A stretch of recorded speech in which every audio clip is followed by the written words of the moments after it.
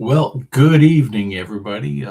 You know me, Michael Loomis, hanging out here with you from my bedroom on this Saturday night, getting ready to sit back, relax. Got my homework done for the day, got my yard work done, got my grass all cut up, and now it's time for a bowl of popcorn and just check out for the night, get some Netflix done, and just, really trying to enjoy life. Got out today, walked 4 miles around the Lakewood Mall before I had to go to Costco to pick up a few things. And I just wanted to pick up today with where I left off yesterday, and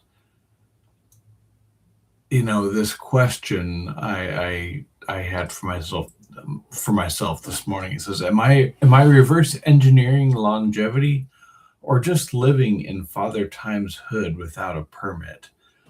And, sometimes I need to sit back and kind of make light of what it is that I'm doing. Otherwise, I think I'll go nuts. Uh, because I spend so much time in my mind. And the reality is, I think everybody probably spends the same amount of time in their mind as anybody else. It's just a matter of how we interpret it. Some people might think that they spend too much time or they question too many things. Maybe some of us just like sharing more than others, and so it appears that we're thinking more than other people are. I'm not sure, but I kind of wanted to touch back on this subject of oxalate from yesterday, and ultimately why I believe it is having all manner of effects on human well-being that we're not even aware of, because in my own reflection of where we're at in our growth and understanding of the human body and what we call modern medicine. And I, I don't even know where to draw a line in the sand to say that this was the beginning of modern medicine and everything before that was just, you know, old school medicine, because it does seem like that line keeps moving. And what it has done is it has made me come to a conclusion that we are still probably in kindergarten, maybe first grade, in our understanding of how the human body works. And even within how our doctors practice, mind you, I emphasize practice modern medicine. We have all kinds of great technology that we have created over the last 170, 180 years that have helped us become better surgeons, to better be able to diagnose what is happening within the human body. Think x-rays and all the modern scanning technologies that we have. And yet we're still failing miserably to get very far with cancer. And especially with cancer, it seems like a lot of it is kind of like throwing, I'll be nice when I say this, it's like throwing spaghetti at a wall and seeing what sticks in the way we diagnose and treat and understand what is happening within the human body when it comes to things like cancer. And I'm referring to cancer because it's a mighty big beast and demon that is affecting a lot of people. And when I hear the term cancer, what I hear a lot of time, at least the way I interpret it or make meaning of it, is that a lot of times doctors are saying, we're not sure, but here's our best guess. And in reality, I would almost like to suggest that cancer is simply one thing. It's just that it expresses itself in vastly different ways depending on where it shows up within the human body. Even to go so far as to suggest that, there is a spectrum of human health that on one end is complete wellness and what I would call ease, or a life without interference or restriction or impedance.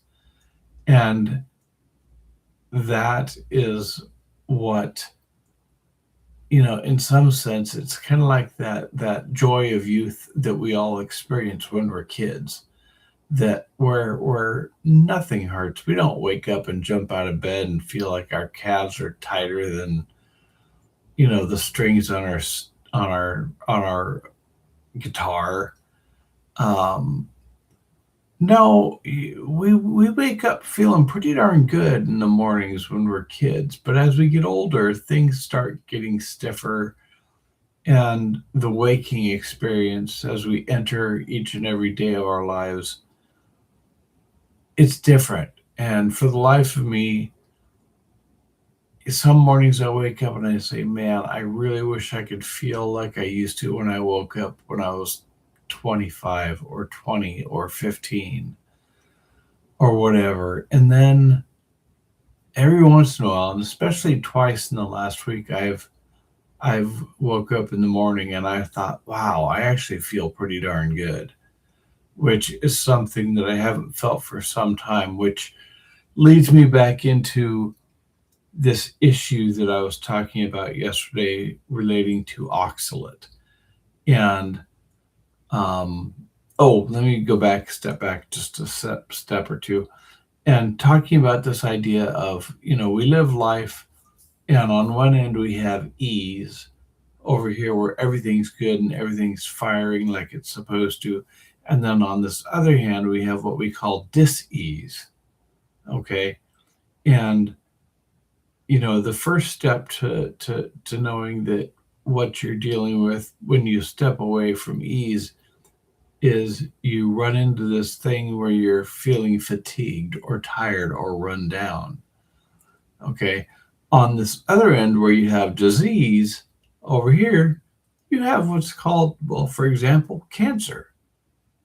And then on the other side of cancer, you may have death.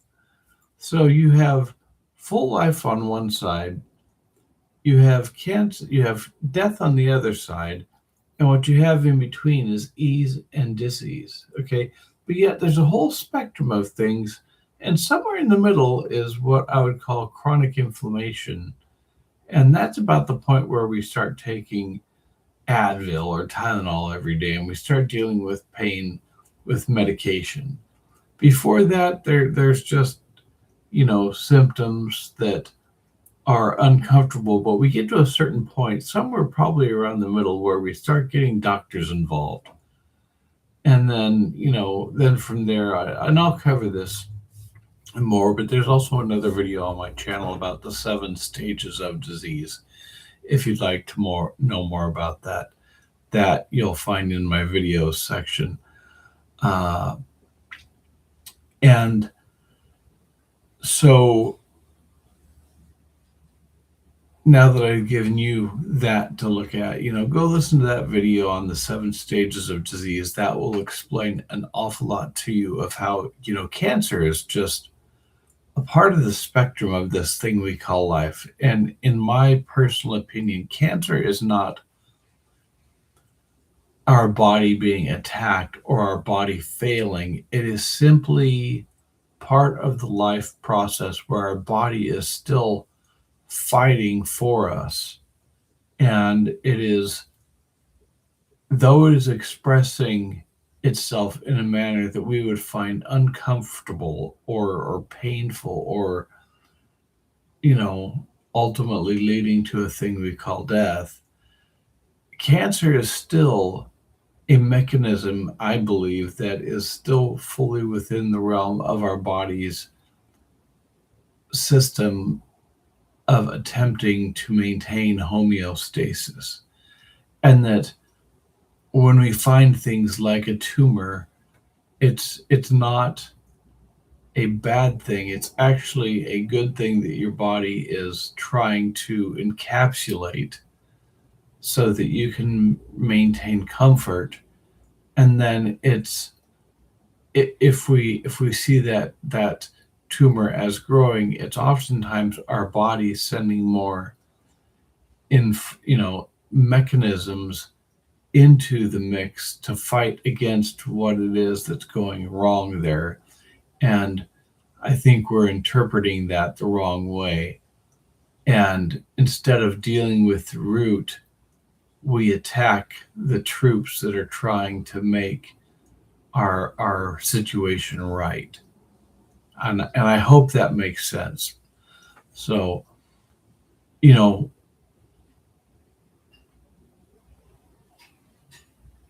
I guess the question remains in my head is that what is it that takes us from a state of ease to a state of dis-ease? And one of those things I'm going to suggest is oxalate, specifically the dietary intake of excess oxalate.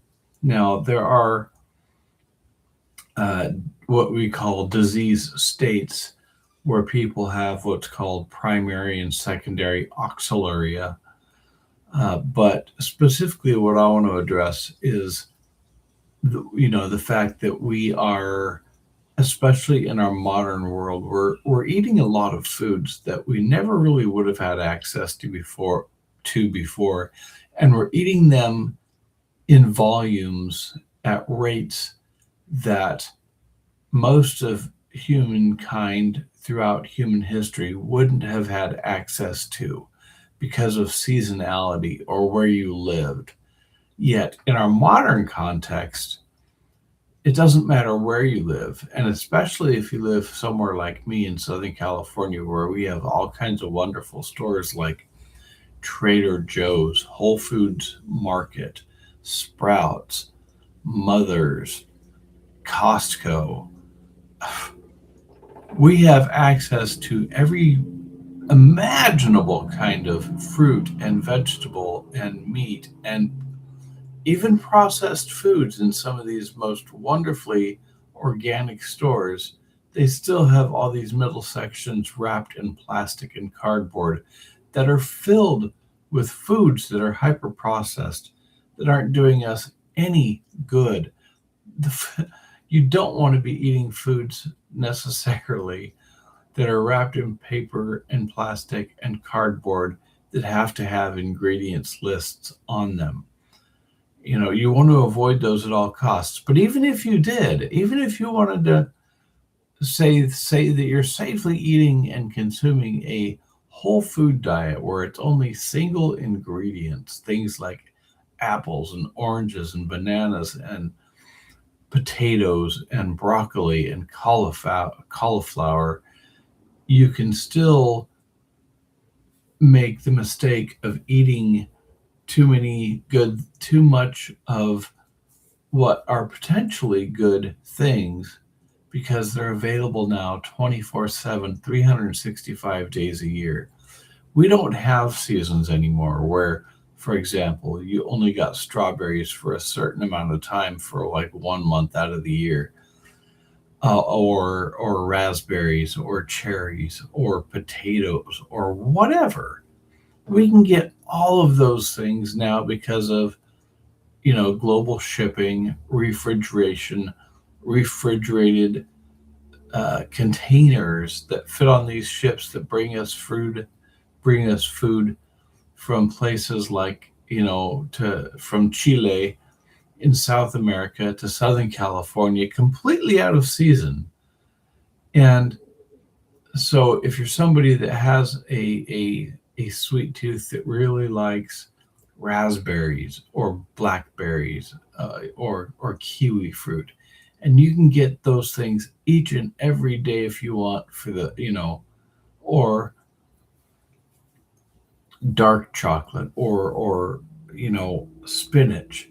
Just so many of these foods that are high in oxalate, you can do unimaginable damage to your digestive tract and ultimately all of your soft tissues throughout your body. And the reason why is because, as I've been talking about over the last couple of days, is because of these things we call electrolytes that we need in our body to retain the fluids where they need to be and where they need to go to maintain life and communication throughout the body. We need things like calcium for our bone and our teeth health.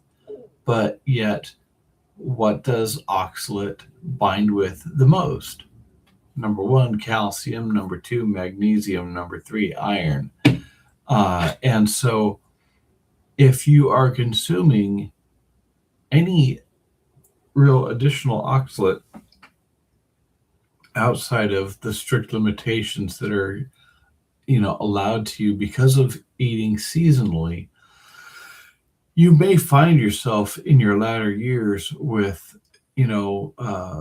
bones and teeth that have all had to have been replaced, and bones that are now brittle, that if you fall down you're going to break. I mean, it just, you don't want to end up in a state where your bones are brittle, and because when that happens, they break. You can find yourself in a wheelchair for 6 months and then not even be able to get out of it. Uh, and so when you take in more oxalate than your body can process out on a daily basis, which is about 40 or 50 milligrams, your body, that oxalate that's circulating within all of your soft tissues, for example, will bind to calcium, magnesium, and oxalate, and all of these electrolytes. And mind you, if you're a chemistry student and you know anything about the periodic table, you will know that all of our favorite electrolytes, those yummy things like salt, are metals. They are straight up metal. Okay. And those in the community of health like to talk about, heavy metals and how bad they are for you. Well, the fact of the matter is we do need a certain amount of metal inside of our body because our body runs off of, energy, or chemical energy to be specific. And there is electrical signaling that takes place within the human body. And so if we're putting in 200, 300, sometimes I used to, back in my previous days when I was eating like a vegan. I never was a vegan, but sure did eat like one. I was consuming, and this is not an unusual amount. If you were somebody that would eat a large salad with spinach in it, you'd have like almonds chopped up in it, you'd put beets in it, maybe even beet greens. Um, you might have sweet potato with dinner. You might have almond butter on your whole grain bread in the morning. After dinner, you might have a dessert that would be dark chocolate with almonds in it. And I know this doesn't sound anywhere near strange because you're thinking that sounds like a pretty darn healthy diet, Mike. And I used to think so too, but now when I look at that and I look back and if I were to count up the amount of oxalate that was going into my mouth, it could have easily been over 1,000 milligrams per day. And with our body only having the ability to process out 40 or 50 milligrams a day, what does it do with the rest of it? It stores it for later processing. And in that process, what does it do? It binds with our electrolytes. And what does that mean? think kidney stones, but not only in your kidneys, but throughout all of your other soft tissues. And that is what ultimately, I believe, ends up leaving us in a state where our body is not functioning properly because it can't. Because now it has oxalate that is taking all of those elements that we need, the electrolytes, and it is keeping them from getting from where they need to, keeping them from getting from our mouth to where they need to go to serve our body for its best uses of these electrolytes. And imagine having to get to 70 years of age to find out you have osteopenia or osteoporosis, even, all because you were on a healthy vegan diet for 20 or 30 years. And you thought, well, gee whiz, I ate healthy and yet I still ended up with osteoporosis. Yeah, yeah, it's totally possible. It happens. And that's where I think it's important that we start to understand what is the purpose of oxalate. There's no good purpose for it in our body as far as I'm aware of. And I don't think there's anybody else out there in the world that studies health that is aware of it either. And ironically, the only practitioners in the medical world that actually happen to even know much about oxalate are nephrologists, people that deal with kidneys and kidney disease and kidney disorders. And the only doctor that's going to tell you to stop eating oxalate is a doctor that's putting you on dialysis because you have chronic kidney disease or kidney failure. And then all of a sudden you're like, whoa, what's oxalate? Right? And the reality is most other doctors don't know anything about it because I truly believe that this is just, more upper division scientific understanding that our medical world really hasn't been able to wrap their head around yet to understand how it's affecting our longevity and well-being. What I've been doing is I've been myself to remedy this problem is I've spent the last year or more eating a diet that specifically is extremely low on oxalate or contains none whatsoever, which means that my diet has to contain mostly animal-based foods because truly the only foods that don't have any oxalate in them are animal-based foods. And, there are low oxalate choices, and a lot of people are safe and feel just fine by consuming a diet that might have 20 that allows for 25 to 50 milligrams of oxalate per day. And I really try to look at it more as something where we can probably safely consume about 250 milligrams of oxalate per week without getting too stressed out about it. And that's really what I try and do because there are going to be some days where I eat things that I know have oxalate in it, but I don't want to get stressed out about it because stress is not good for human health either. And so I just want to kind of leave you with that because over time, eventually, what's going to happen is oxalate is going to, and I'm just going to read from my script here for this. Over time, these crystals that build up within our soft tissues can contribute not only to kidney stones, but joint irritation, soft tissue deposition, and they will continually interfere with mineral availability. And again, I don't want you to think about it like a toxin. It's not a toxin per se, but it is something that will continue to find itself getting deposited in your soft tissues that causes interference with your daily life.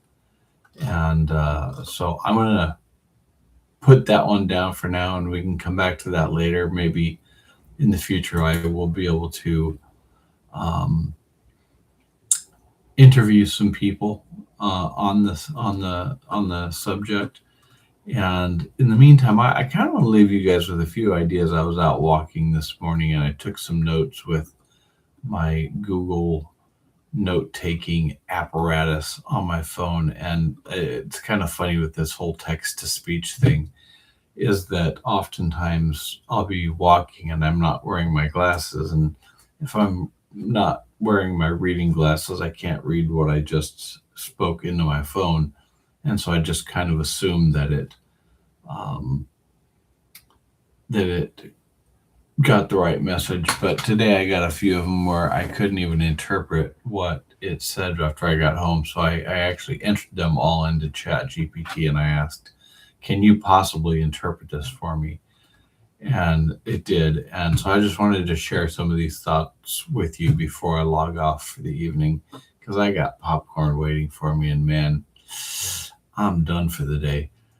And number one, related to gut bacteria and fasting, I asked the question, during prolonged fasting, do gut bacteria begin degrading the intestinal mucus barrier or endothelial lining of the small intestine? And basically, it asked, were you likely wondering whether fasting shifts the microbiome towards consuming the protective mucus layer, which, from what I understand, it does because after about 72 hours, the all of those bacteria that inhabit our intestinal tract, they get hungry and they're like, okay, where's our food?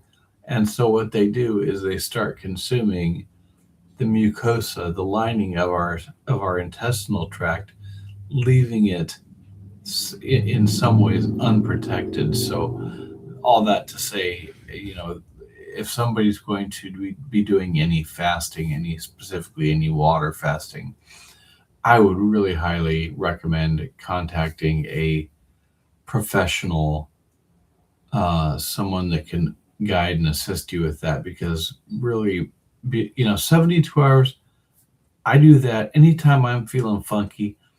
I will fast for 72 hours. I stop eating. I might have some bone broth, but I don't put any solid foods in me, mainly because I find that my body heals itself or gets back to feeling right a whole lot faster if I take 72 hours off the digestive process so that my body can focus its energy on healing. Number two thought I had for the day. It was a sensory observation as I was walking through the mall, and I had walked past Bath and Body Works. Oh my gosh, I love the smell of that place. It was a pure sensory moment. And I'm telling you, it triggered some powerful emotional anchors to different times that I've spent walking around in that store with women in my life, and it's a good smelling store. Although sometimes you walk in there and they've got so many odors that are going on, it's just overwhelming. But for the most part, there's usually one or two notes that are predominant when you're walking by, and every once in a while it works out great. Number three was what is the meaning of mantra? That thing that we do when we're meditating, that thing that we do when we practice transcendental meditation.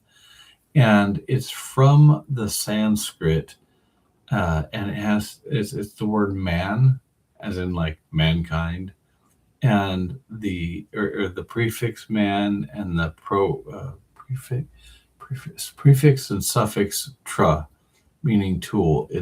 It's a tool of the mind. It's an instrument of the mind. It's a tool for quieting or moving beyond thought. And so a mantra is what we use to basically interfere with the things that are things that we don't want to think of. So if you basically, it's in a sense, it's kind of like in the political realm, it's like filibustering our brain. Number four was the idea of a predictive brain model. that the brain is essentially hallucinating reality. It's a continuous stream of prediction and error correction. And I thought this was interesting because, the ChatGPT's response was that this aligns with predictive processing theory, ergo, perception equals prediction plus sensory correction. And that is so much almost like a definition of what it is that these large language models that we call ChatGPT or Google Gemini or Microsoft Copilot or Grok. These things are simply predicting the next word that follows logically in a series of words. And that's what our brain is doing every single day. I don't know that we're really doing anything different. And I believe what we're going to find out more than anything is that we don't need to be afraid of what we're calling artificial intelligence. We don't need to be afraid of using ChatGPT. We need to better understand how we can use it, how we can benefit by it, and how we can almost use it as an enhancement to our everyday interactions and how it can make it easier for us to communicate things in such a way that we can then have more time to not spend having to research things in a wasteful manner of that thing we call our wealth, which is our time. Uh, as far as a behavioral reflection I had, the I've come to realize that our past behaviors, whether in relationships uh, or even as a teenager, were self defeating if they reduced my ability to fully experience life. And, you know, and this is something that a lot of people that are in recovery from substance abuse have to grapple with. And, you know, for me, it boils down to this idea that, some people, when they get sober, and some people, when they start going to AA, they spend a lot of their time there. They spend every day going, to a meeting every day. And if that's what they need to do to, maintain their sobriety, then so be it. Who am I to tell them what's right, what's wrong, and what they need to do with their time? We're all on this journey, this thing we call life, and we all do what we need to ensure our sanity, if you will. And for me, I'm not one of those people. But, for me, I think what ended up happening was, aside from the fact that I was able to get back into the swing of living life, I came to realize pretty quickly that there is so much beauty and wonder in the world that I realized that drinking and, you know, I put down, I communicated that, drinking and nicotine were diminishing my ability to experience life fully. And, I had somebody I love actually, even in the last day or two, asked me, Mike, do you ever feel like you really want to have a drink? And I was able to answer really quickly, no, I don't, because I don't want to miss out on anything more in my life that I feel like I was missing out on. And, you know, was I truly missing out on anything, or was I just experiencing something in a different way? It's hard to say. And I'll leave that discussion for another day, because for me, I feel like things that were feeding an addiction, especially at a chemical level within my body, that they were truly hindering me from being able to fully appreciate a long and effective life, not only because of the immediate effects that they were having upon me, but that they were taking time from the back end of my life. And the way I look at our body and our life is that we have a candle. On one end of the candle, whether you're standing it up or laying it down, you have the wick on this end, and then on the back end, it usually has like a little piece of metal that's holding onto the back end of the wick. And so if we burn our candle too brightly, what happens is our lifespan is the wax of that candle. If we burn the candle too brightly on this end, it's not that we're running closer to death. It's that the end of our life is getting closer and closer to us, and the full span of 120 years that we began with becomes diminished, and it keeps getting shorter and shorter and shorter. And that's really what I want to avoid where I'm at in my life. And on that note, this is where I'm going to wrap things up because it's been 36 minutes and I got a bowl of popcorn waiting for me. I just got to go and pop it. And so until tomorrow, I will log off of this thing. And my closing reflection for the day is, you know, go onto ChatGPT and ask it, if there was one question you could ask me, what would it be? And you might be surprised what the question you get. And for me, I asked that question today, and my response was, I'm not going to answer that question. you know, it's like when you're a parent and you have children that are, 5, 10, 15, 20 years old. And every once in a while, especially when they're teenagers, they'll ask you a question. And as a parent, you're not ready to answer that question. And what I've done is the way I answered that was the way one of my uncles, his name was Sean, the way he answered that question to one of his kids was, ask me again when you're 25. And I thought that right there is wisdom. So anyways, I'll leave you with that until tomorrow. Michael Loomis signing off here on YouTube to digest Diary Day 5, I think. Have a good night.